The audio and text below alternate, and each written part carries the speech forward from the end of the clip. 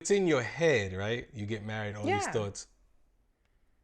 It's all about communicating what you thought it was, right? It's about communicating. Also, like you just said, it's about doing the work. Like, yes, there might be some, I might come into our marriage having certain expectations, Okay. but if I never voice those to you, Yeah. I can't expect you to just inherently know what's in my head, Okay. right? So if I don't communicate those things, then I can't be disappointed when they don't show up in my marriage. Okay. So on the flip side of what you on the flip side of what you just said. So what Mm-hmm. if I'm not expected to know that? How does that supposed to be communicated? How are you supposed to communicate it? Like, is this something like, okay, and I'm just saying, like, we get married, and again, for me, it's like, yeah, I have an expectation of I'll say I get to every football season I travel to go see a game every other week, and I expect to still do that. Okay. If you don't know that, and I just start doing this, and not like, I expect you to know that, oh yeah, but when we got together I was doing this all the time. So, I'm gonna keep doing it. I'm gonna keep going to football games every other week, and traveling, not just like local, but Mm-hmm. like traveling with my team. Mm-hmm. Isn't it like, how is that supposed to be? Like, is that something you guys, as a couple, you're supposed to sit down and say, listen, okay, now that we're married. Yes. This is like, No, I'm saying that, but it's like, like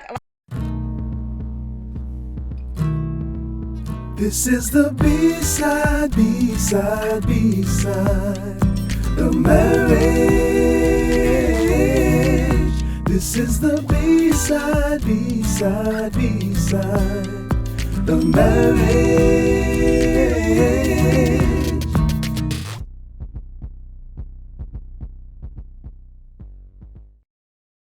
hi, and welcome to another episode of the Bside of Marriage Podcast. I am Rashonda, and this is my husband. Jason. And this is a podcast where we talk about everything good, the bad, the A and B side of marriage. So, if this is your first time joining us, we just want to say welcome. Like I just said, it's just a podcast where we're just talking about everything associated to marriage. And we're glad to have you on board. So please remember to like, share, and subscribe, and also follow us on all the On all the things. Okay, so the way we like to start off our podcast is by sharing either an A or B side moment from our week, and so Let's explain like a little bit, maybe for any new people, what an A or B side moment is. okay, so A side is something great or something that's more positive, that's associated with marriage, and the B side is kind of like real life, that's not as pleasant associated with it. Oh, but actually, before we go into our A and B side moment, I want to just check in with all those impacted by Hurricane Nicholas that just came through in Southeast Texas area. Now I think it's heading toward Louisiana. Anyway, just wanted to let you know that our thoughts and our prayers are with you guys. We dealt with it last night. So just want to know that we were here in our prayers. Yeah. I guess that kind of ties into my B side. Yeah, because I'm doing B-side moment this week. There's still been a lot of changes going on in our household. And then today, the day that we usually record our podcast, the school district shut down. So all the plans that we had, and like literally, this was like a really good week because me and Jay sat down. It was Sunday? Yeah. Wait. Or Saturday? Sad. It was Saturday because before I went to work. Yeah. So we sat down on Saturday and was just like, okay, we know there's a lot of scheduling that needs to be done for this upcoming week. So we sat down, we made a plan on what we were going to do and how we were going to navigate. And then well, actually it started as a tropical storm And turn that came out of nowhere, and then all of a sudden was like hurricane coming straight to you. It's like, okay, great. School district's like, we're shutting down. So now it's like trying to get things done, but then the kids are around, and also too their schedules have been impacted. So just trying to deal with all that. Yeah. My B-side is basically, this is the first weekend that I worked the entire weekend. It's been a long time. So I wasn't around on Saturday this past weekend because I had to go to work on Saturday and Sunday and Monday. So, yeah, and it was, and I guess it ties into the hurricane that just passed through as well. Like, had a little PTSD from the freeze that we had. Yeah. So, yeah, like my boss had asked me, do I want to get a hotel? And last time I got a hotel, my family was at home by themselves for pretty much almost 26 hours. I don't know, it was really a long time without me, with no power. So yeah, I was like, I'm not gonna do that. I'm going home. So I came home last night, took my time, didn't rush, but I got home. Yeah. So that's mine. Mine was a B-side as well. Yeah. Well, I think we definitely both had PTSD, because when you called and he was like, guess what? My boss just asked me, and I was like, to get a hotel room. And all those memories came back to rushing back real fast. Having to deal with all these things. Yeah. So. Yeah. All right, moving right along. Don't want to live in that moment too long. Yeah. So what are we talking about today? So what we're talking about is I'm part of like a marriage group that's on Facebook, and one of the questions, this is more going to be, it's not going to be where we kind of give you some, tips. I don't feel that. I think it's going to be more of a conversation. So the question that they posed was, why do couples give up on their marriage? Okay. So I have some ideas. So how do you want to do this? You're gonna say something, and then you want me to say why, or I guess just how do you want to? Honestly, let me start, and I kind of give you what I kind of said during it, because it took me a little while to kind of like write something kind of, not say insightful. Like I just want to write really what my first thought about it. And when I wrote, everybody was just like, I got a lot of likes, and people responding, talking about like, yeah, a lot of people, you need to do that. So my response, yes, what was your? Well, I said why couples give up on their marriage, and what I said was it's a loaded question. That was my first response. It was like, it's a loaded questions, okay. But the main thing that I kind of talked towards was individuals don't have their priorities straight. So when I said that, I was like, when you get married, you're supposed to leave your mother and father, and cleave to your spouse. Biblically, that's what it says. Yes. So, and even that, it's just like, do people really understand what the word cleave actually means? Okay. Now, cleave.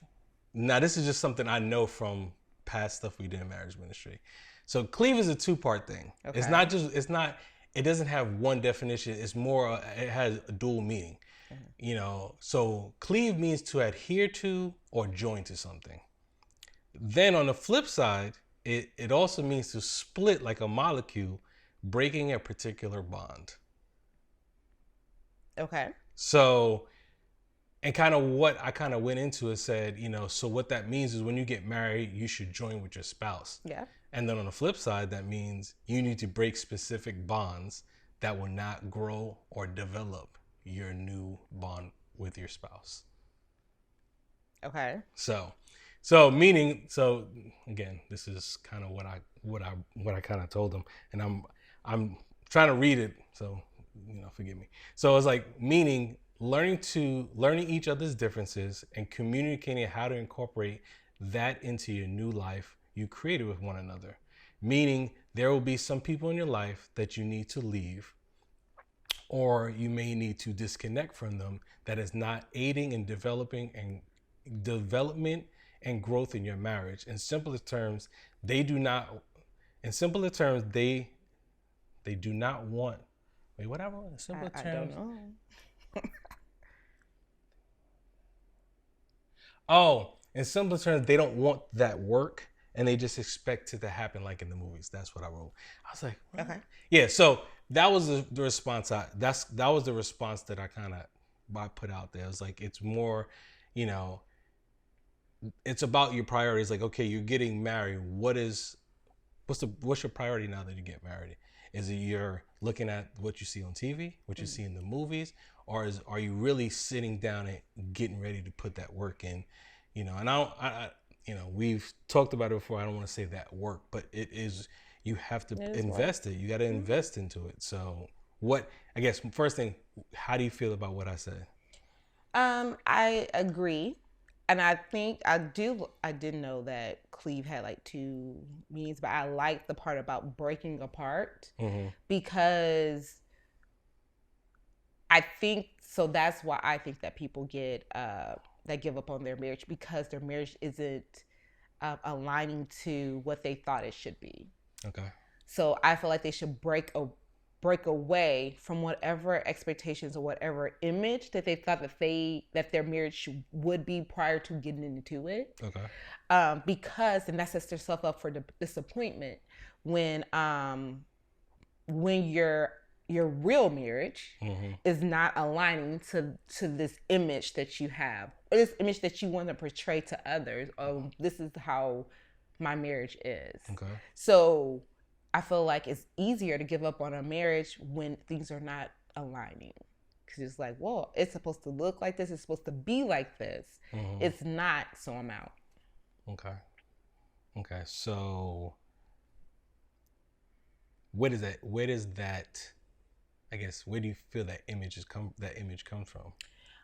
I think it's just a mix of things, right? Okay. So there's movies and TV, there's social media, but there's also the marriages in which you've seen growing up or that you've surrounded yourself with. Yeah. You see marriages or you see people who are married who either have things that you want in your marriage, like, oh, I like that, so I want my marriage to be like this. Okay. For example, if you see a couple who got married and they're constantly traveling, like every anniversary they're doing something big, so you're like, oh, when I get married, me and my boo, we gonna do that, and then that doesn't work out that way.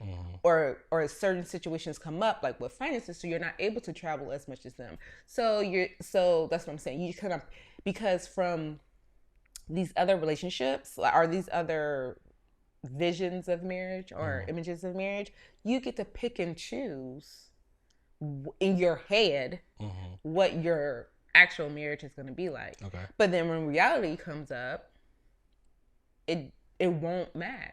Okay. You see what I'm saying? No, I get what you're saying. So, because this is, I guess, my thought is, if it's in your head, right? You get married, all these thoughts. It's all about communicating what you thought it was, right? It's about communicating. Also, like you just said, it's about doing the work. Like, yes, there might be I might come into our marriage having certain expectations. Okay. But if I never voice those to you, yeah, I can't expect you to just inherently know what's in my head. Okay. Right? So if I don't communicate those things, then I can't be disappointed when they don't show up in my marriage. Okay. So on the flip side of what you just said, so what if I'm not expected to know that? How is that supposed to be communicated? How are you supposed to communicate it? Like, is this something like, okay, y'all, and I'm just saying, like, we get married, and again, for me, it's like, yeah, I have an expectation of every football season I travel to go see a game every other week, and I expect to still do that. Okay. If you don't know that, and I just start doing this, and not like, I expect you to know that, oh yeah, you know, but when we got together, I was doing that all the time. So, you know, I'm gonna keep doing it. I'm gonna keep going to football games every other week and traveling, not just like local, but like traveling with my team. Isn't it like, how is that supposed to be? Like, is that something you guys, as a couple, you're supposed to sit down and say, listen, okay, now that we're married. Yes.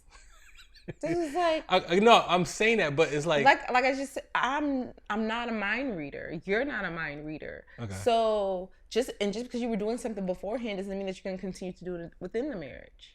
So either since this is something that you want to continue doing, you could proactively just talk to me about this, like bring this up, like, hey babe, it's football season. Every other week I'm going to be out of town or whatever. And then we can have that conversation at that point. Or if I see that you're maintaining this tradition or whatever, or this routine that I don't agree with, or that is bothering me because I feel like we're not really being 100% like, we're not communicating about it fully, then I need to bring it up and be like, babe, so I see you're going out of town every 2 weeks. I didn't know this was something that we're going to be maintaining. And then not only just addressing what the issue is, but then putting a why behind it. Like, okay, because I thought we were trying to save for whatever. So by you traveling every 2 weeks, is all this coming out of just your money? Okay. Or is this coming out of our joint account? Like, I just want to make sure that we're on the same page about this. Okay. No. So yeah, you definitely have to talk, and that's the whole thing. Like, so another reason why I feel like couples just give up on their marriage is because in order to be in a healthy, successful marriage, you got to get rid of your pride. Yep. You have to be able to swallow your pride and be like, okay. Because it doesn't benefit the relationship if I'm like, you know what? He was wrong. In our case, you were wrong. So I'm finna sit around and wait until he apologizes. He needs to apologize because he was wrong. This one, I got him dead to rights. He was wrong. I'm finna sit in this until he apologizes. Okay, time out. Before we keep going. Oh. What? We've said this in podcasts before. What My happened? wife goes in real fast. Oh, and sorry. So like, as you can tell, we're not going through that right now. But she can quickly go like, I wish you would, and go right into it. So the way she sounded like we're actually physically going through that. But I just wanted to put that out there. No, we're not. But she can quickly do that. Okay. Well, yeah, because I definitely have a very imaginative. Yes, so I can go there. I can put myself in that situation easily. But yeah, I mean, if I just if I give you the silent treatment, if I just be petty, if I, just because I'm waiting for you to apologize, that is doing nothing but tearing us apart, creating separation, which then was like, you know what? Why I gotta be putting myself through this? I can do bad all by myself. And then I'm easier to want to leave. Yeah. That's just like, but I have to just swallow my pride. Like, when you get married, truly, your spouse is not trying to, normally, I should say, or usually, they're not trying to purposely hurt you. Oh, I was like, where are you going with this? Well, I'm just saying they're not purposely doing stuff to hurt you. Yeah, no, I got you. Unless y'all both can't swallow y'all pride and y'all doing petty stuff to each other. Back and forth. And that can happen. But I'm just saying, genuinely, they're not trying to hurt you. Yeah. Cause you any significant amount of pain. So that's what's like, you just gotta swallow your pride and move on. Okay. So, all right. So, do you feel that maybe, okay, so is there anything else that you, like, when I first brought the question up, is there anything else that you can think why couples give up on their marriage other than what I just said? Yes, because they've allowed situations to harden their heart. Elaborate. Meaning there are things that have been done. Basically, there's unresolved issues within our relationship that we have not addressed. So therefore, we constantly, especially with, I know women are good at like holding grudges and building and having keeping a mental record of everything. Okay. So that we're not easily, but we're more triggered when something else happens. Okay. So for example, let's say you go out with your friends for a guy's night out or whatever. Okay. And something crazy happens, not necessarily with you, but just while y'all were out. Okay. And so I'm like, okay, fine. I deal with it. I don't address, like, I don't bring up the fact that I didn't like that had happened. Mm-hmm. But I'm like, you know what? I'm just going to forget it. You go out and it seems to be like a routine thing that keeps reoccurring. Yeah. And instead of me addressing it, and then also I could feel too like you're constantly wanting to hang out more with your friends than with me. All that's creating, I'm creating a mental record of all this. Okay. Mm-hmm. So I don't feel like you like want to be with me, so therefore with my boys. Exactly, you don't want to spend that quality time with me. Yeah. And especially if that's my love language. Mm-hmm. So I'm just like, all right, cool. Especially me, you already know, stone, brick, reinforced wall is going up. Okay. And so I've cut that little part of my heart out for, like, you can't get any access to that. So basically, yeah, okay. So then something else comes up, and then something else comes up. Okay. So as you see, like, I'm basically not allowing you into my heart, so it's easier for me to walk away. Okay, so basically, because I'm distancing myself from. So basically, you're at a level 3, kind of what we talked about our last episode. Check it out. Check out last episode. But yeah, I wouldn't even say level 3, but yeah, because you're not saying withholding, but you're basically kind of withholding that information because you don't want That's what I say. I don't think I'm withholding. It's you can't access it. I'm protecting myself. But that's what I say. I'm protecting myself. Okay. So it's, whether it's communication or whatever, I'm just doing whatever I feel like I want to do. Yeah. And I need to do to protect me, because I can't trust you to protect me, protect my feelings and my heart. So I'm doing it myself. So. Okay. Wow. Okay. No, that's good too. And it's like, I guess a lot of it has to do with your communication style too. Yes. Because you know, if that's like one of the things that you said that kind of not so much triggered me, because that's not it didn't trigger me, but when we come into our relationships and marriage, even relationships, you tend to bring baggage with you.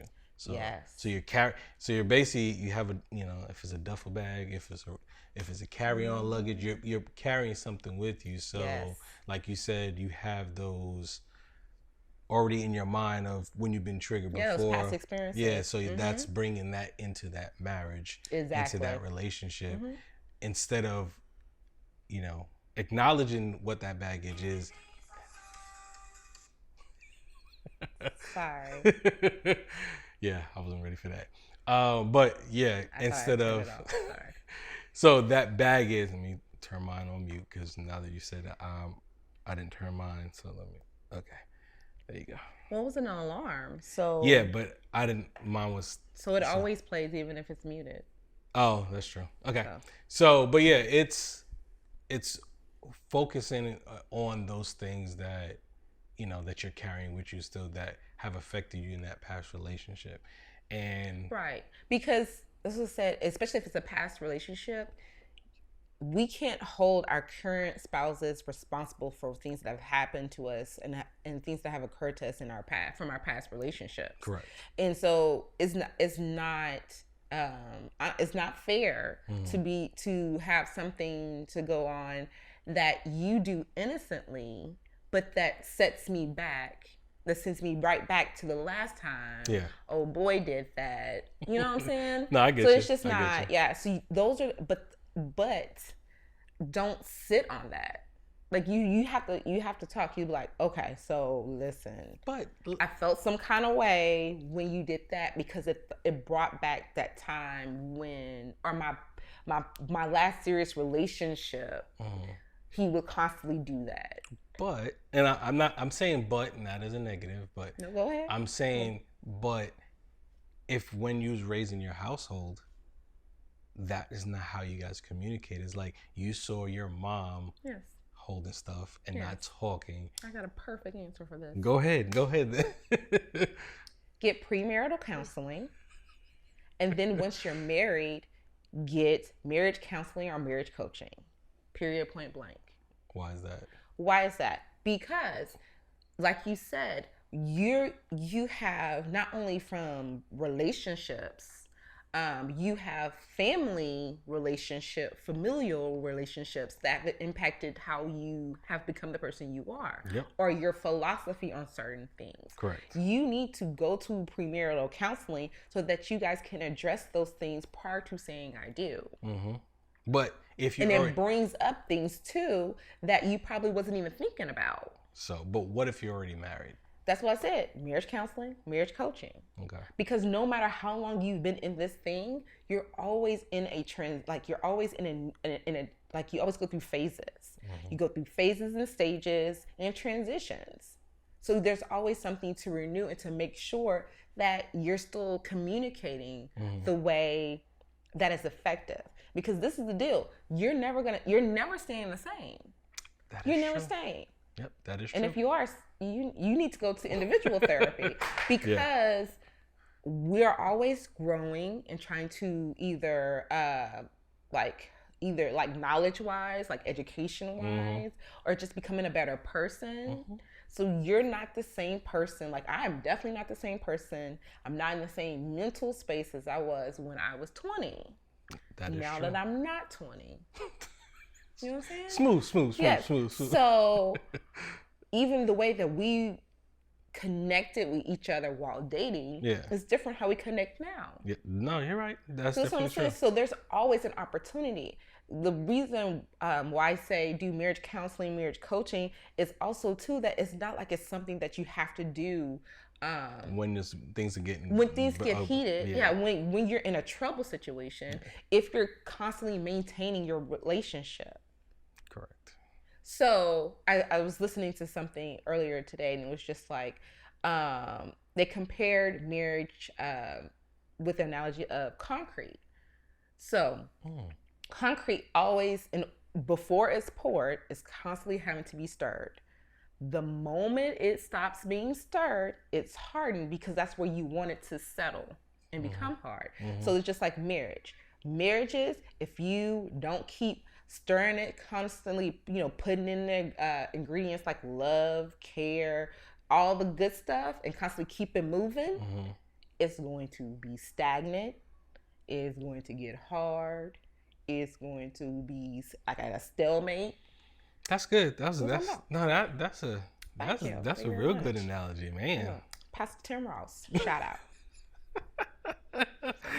No, that's good. Cause like we've been married almost 13 years, and we've have done, premarital counseling. We've done, our marriage ministry, which was really every month we're getting things to work on in our marriage. So we went to counseling for a short time, but through our marriage ministry, it was like we every month, we was really getting stuff where we would take home, sit down, discuss it. So it was like, we would talk through and communicate these things, and it wasn't just like, we'll go there and just be like, I don't really care. We was really taking in what they were saying because it was really things to help our marriage to continue to grow and develop our marriage. Right.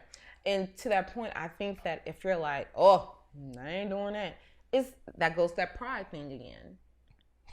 Nobody can tell me what, so there's a couple things. Like, nobody can tell me what to do. This is my relationship. I'm a grown woman. They ain't gonna tell me what I need to do. I know what I need to do, which apparently you don't. But that's neither here nor there. And then the flip side is of the prideful thing, of the prideful feelings of not wanting to actually go to see someone, to seek out external help, is that you don't want to be vulnerable, or you're afraid or fearful of being transparent with someone that you don't know, or even if you do know the counselor or whatever, but being transparent about the relationship, about how things are really going on. Because I really do feel like we're very much into our image, our brand, right? Mm-hmm. How we look externally, to others, even though others shouldn't be care, or you shouldn't care what others think. That is true. But That is true. we're so worried about that I think that's another reason why people just don't want to seek the help, because they're like, and they're gonna really know we don't really communicate well. They really know that I do, X, Y, and Z. Like they just don't want anyone else to be able to hold them accountable. That's and that's if you don't already have people that hold you accountable, especially another, like for instance, like you have other couples or Yes. other people that keep you accountable for your marriage, like to go to somebody to have to speak about and again, you're speaking about your stuff. Yeah. It's hard. It's for some people that's hard to pull that out, and it's mean, hard to. But the thing is, you need to do that because, like something you said earlier, is like, I am not no mind reader. Yeah. So if you're holding something real deep, if you don't tell me, if you don't tell somebody else, it's you're gonna just keep holding on that iceberg, and it's gonna keep getting bigger and bigger below the surface, and then one day it's just gonna pop. Right. It's gonna blow. And it's a different, and it offers a different perspective, right? Yeah, So that if is true. I'm in the situation and I see things and I'm like, he always do, like if I'm using those kind of words, like always, never, whatever, I'm building my case, right? I'm building my case so that I'm right. Like I am justified in giving up. Yeah. Right. Mm-hmm. But if I have my accountability, like friends, partners, whatever you want to call them, like they will be like, well, actually, but have you thought about looking at it like this? Give you another view of the situation. Mm-hmm. And that's pretty much how a therapist will help you. Like Yeah. they'll listen and give you a viewpoint, a different viewpoint of how can you see it this way. So it makes you think. It opens your mind to seeing the other side of it instead of being focused. Kind of like, I can't think of the name, like horses. They just like when they put the thing on, it's just sitting on their face like this. So they only see ahead of them. Yeah. They're not seeing all the sides, and it's the same way. It's like if you're blinded because you're only looking forward and you're not, seeing all the sides, it affects your view. Right. And you're also just looking at things from your view. Mm-hmm. Right. So I know there are things that your view and your experience, your past, all that. Yes. Because it's like when, for example, when I got laid off, I was looking at that just through Shonda's eyes. Gotcha. Not realizing what you were feeling as being, like the head of households type, how it impacted you in that way. Gotcha. No, you're I right. never thought about it until we were I was like, oh, okay. And so I could have easily been like, I could have just made it like all about you, all about me, and just really took it out on you and the kids if I did have that different perspective. Yeah. So, yeah. That's good. That's good. That's good.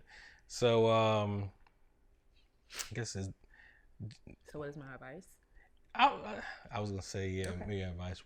Because you kind of gave your advice, like, get a marriage coach, get marriage counseling, premarital counseling.